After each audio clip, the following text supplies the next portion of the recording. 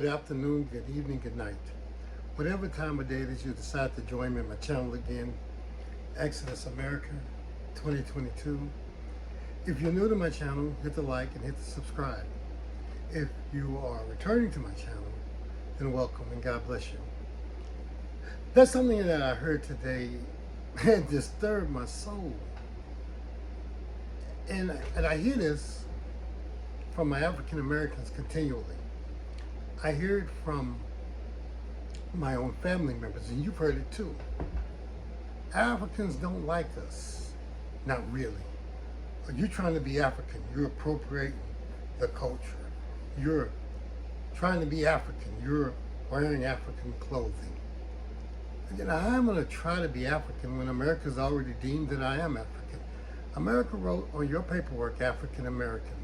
Now, for the simple mind, let me explain this concept to you. This simply means your ancestors came from the continent of Africa, and therefore your ethnicity is that being known of the continent of Africa. You cannot appropriate something that you already are. You cannot try to be something that you already are. Now, when you put on your European clothing and you want to talk all proper, then you're appropriating the culture. You're appropriating the European culture. But don't feel bad for them. Pray for them. Pray for them. Even my Africans that are lost to believe that these Europeans all of a sudden love us. Let me help you here. They don't love us. They've told you that their European clothing is better than your clothing. Their hairstyles were better than yours. Their grade and texture of hair is better than yours. Their skin makes them glow and they're prettier than you. They've told you that the melanin is bad. They taught you systematically to truly hate, identify with yourself. Then they presented Africa to you in a bad light. The new concept slave that the European wanted to create, and this is for my African Americans, was a slave that will not know Africa. Now this slave will not want to run away. See, they quit kidnapping people off the continent and started growing them here at home and saying, this one will know no affiliation to Africa. He won't desire to go home. In fact, we'll make him think he's a part of the house. We'll keep him here. We'll give him a home in a Cadillac he can ride around in. As long as he do that 9 to 5 and keep the money circulating within the U.S., then we'll even let him have a barbecue on the weekends. He can do a little cookout with his family. Pray for them. They've been taught wrong.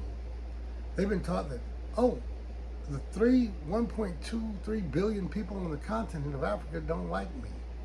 Or there's nothing in Africa. Pray for them. And educate them. Educate them on the truth. That they have not met every African in the world.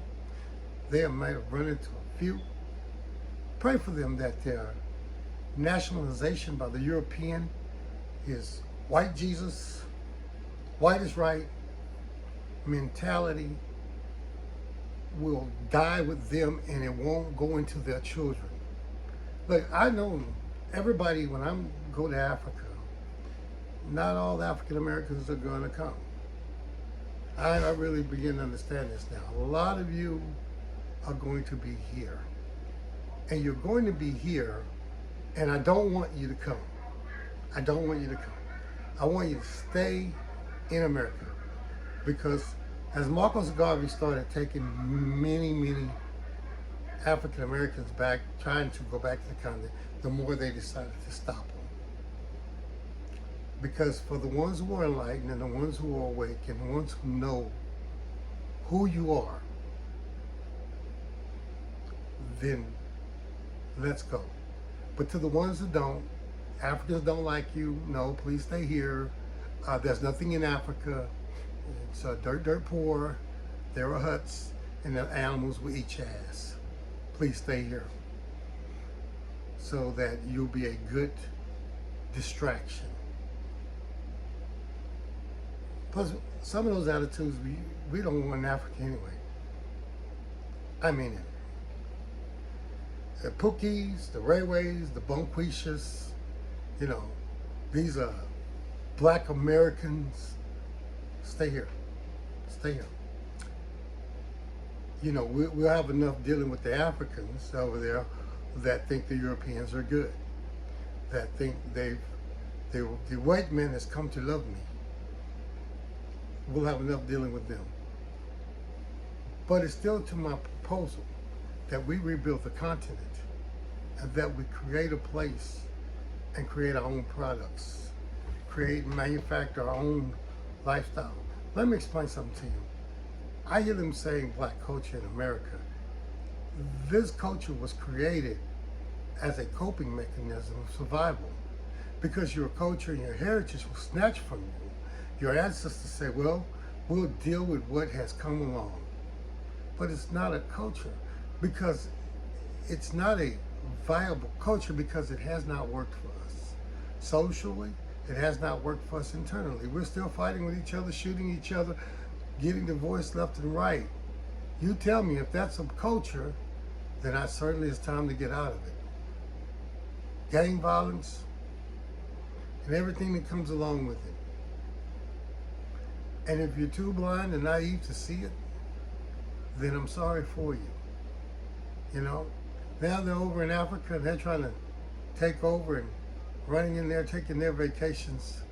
And I'm going to show you the clips of what I mean.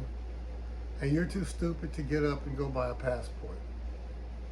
To say, hey, let me go somewhere where my ancestors live in a land that you still have a right to abode. Your ancestors were brought here. They didn't volunteer, so therefore your citizenship is voluntary. That's the way I see it. That's the way it is. We're not appropriating any culture of the African. You are African American just because you've lost your identity of who the hell you are, and you've been nationalized to enjoy these things that you invented that they took credit for that you do not have any generational wealth of. Hey, how can you even attain to still want to call yourself an American? I can't. I couldn't attain to this. I couldn't agree with this more. So, we'll look at a few little clips of some naivete, and I'll get back with you. Try so hard to be African. Problem is, African people don't even like us for real. They would take you to the wrong path and stuff. You know, look, the Greek came up with this like divide to conquer, and that is what the white man try to do here. And if you've seen all my videos, all I talk about is the unification in the diaspora. We all black people from Africa. Yeah. Hi. So to answer the first clip, Africans don't really like us for real. Why are we trying to be them? Listen, boy, you have got to be the dumbest child your mama has. And pray to God she has other children. Now, I'm sorry, that's an insult. But when you spew rhetoric from the white supremacist agenda, he doesn't have to do it for you. I don't know if you guys really understand this divide and conquer methodology of the European. There's a divide and conquer methodology that he has. He doesn't want African Americans and Africans to unite, because united we begin to see a development and a unity to build a country out of the continent that he's stealing from. And we begin to understand that we can build something and become a very strong nation. And he doesn't want this, because that continent supplies his countries with wealth. It always has, it always will be, and that is the bottom line of it.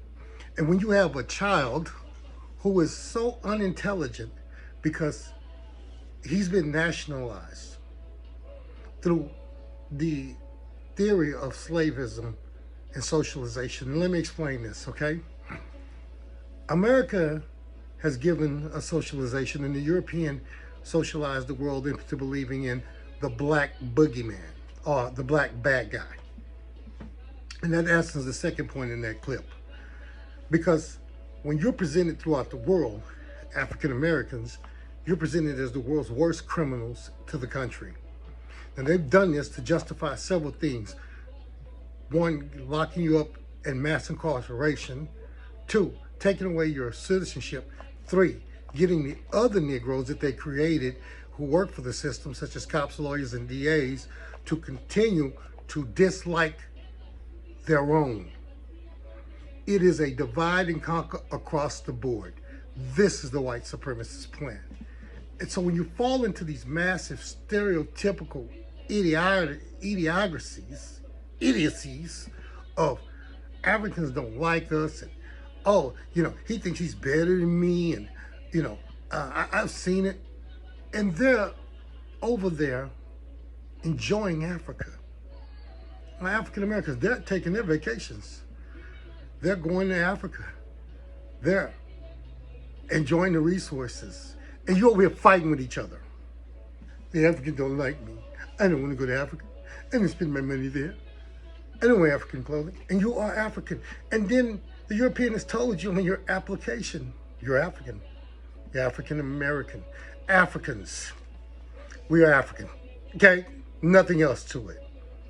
We are Africans in the diaspora in America. Most from West Africa and those empires that they knew before they decided to rewrite and lie about history. I tell you again, these books behind me, they're not there for no reason.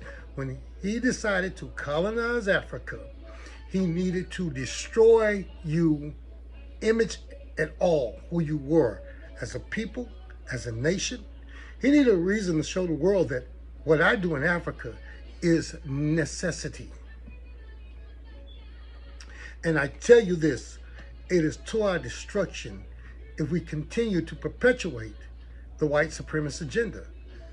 One, that agenda is to keep my African Americans from visiting, building, or working on the continent and making a connection and a bond with their brothers and sisters on the continent. Two, to tell my Africans that their brothers and sisters in America, all they do is commit crimes and destroy America. And we give them a job and we give them a chance. And that's a lie. And if any Africans have been to the diaspora of America, they know that to be a lie. So here's what I tell you guys. When I talk about unity, it's not racism. It is to say that it is time for my African Americans to unite, and my Africans to unite, and my people of color across the world to have a unification, and to start seeing each other as saying, not he's African, but we are one. When I say us, I mean us. When I say we, I mean we. When I say our, I mean ours. Our homeland, land of our ancestors, land that we should have inherited, land that my Africans should be enjoying the resources and not living in any kind of poverty. And if you think this is a bad idea, then God bless you, you're a fool.